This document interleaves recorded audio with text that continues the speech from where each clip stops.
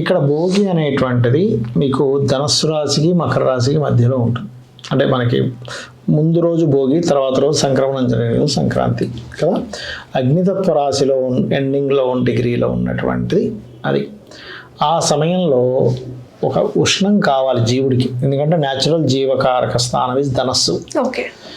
మకర కుంభాలు కర్మ, మీనం అనేది మోక్షం. అంటే ఈ జీవుడు మకర కుంభాలను దాటి మోక్షాన్ని చెందుతాడు ఈ వైతరణి నదిని దాటి.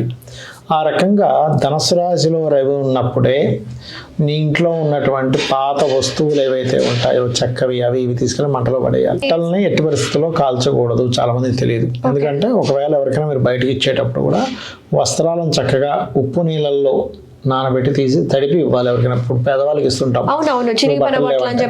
ఎందుకంటే మీరు యాజ్ ఇట్ ఈజ్ ఇలాగే వేసుకున్న బట్టను తీసుకున్నాక అలాగే ఎవరికైనా ఇస్తే వాళ్ళు దాన్ని తీసుకెళ్ళేదని చేస్తే మనకి హెల్త్ మీద ఎఫెక్ట్ చూపిస్తుంది. మన ఆరా కనెక్టివిటీ మన వస్త్రానికి ఉంటుంది, గుర్తుపెట్టుకోండి.